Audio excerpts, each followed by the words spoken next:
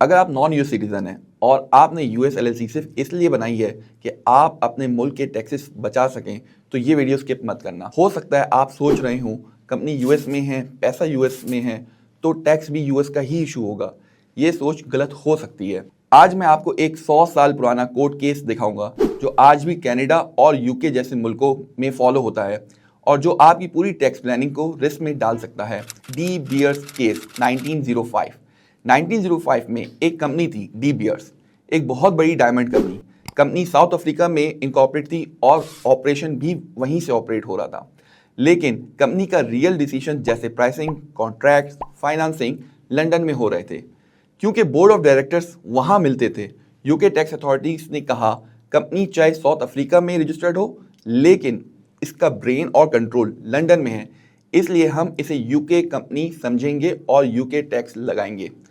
Company ने court में case किया, लेकिन हाउस ऑफ लॉर्ड्स ने टैक्स अथॉरिटी के हक में फैसला दिया, तो यूके गवर्नमेंट में रूल बना लिया कंपनी वहां टैक्स रेसिडेंट होती है जहां से उसे कंट्रोल और मैनेज किया जाता है। सिर्फ इनकॉर्पोरेशन से फर्क नहीं पड़ता। ये अब क्यों इंपॉर्टेंट है?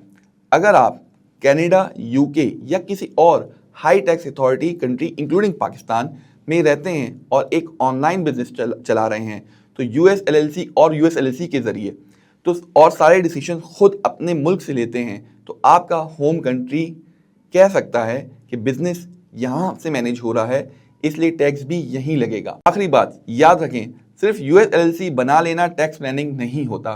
टैक्स प्लानिंग तब होती है जब स्ट्रक्चर, कंट्रोल और डॉक्यूमेंटेशन सब सही हो। अगर आप यूएस एलएलसी ओनर हैं, नॉन रेसिडेंट हैं और अपना बिजनेस खुद मैनेज कर रहे हैं, तो एक छोटी सी गलती आपको होम कंट्री के हैवी टैक्सेस में फंसा सकती है। इसलिए एक्सपर्ट्स गाइडेंस ज़रूरी होती है। अगर आप चाहते हैं कि आपका केस इंडिविजुअल रिव्यू हो और आप सही स्ट्रक्चर के साथ कंप्लाइंट रहना चाहते हैं, तो हमारी एक्सपर्ट टीम से कांटेक्ट करें या कंसल्टेशन बुक करें। हम आपका केस प्रॉपर्ली रिव्यू करेंगे। इस वीडियो को लाइक करें और कमेंट में ज़रूर अपने सवालात पूछें, क्योंकि बिजनेस आपका, कंप्लाइंस हमारी।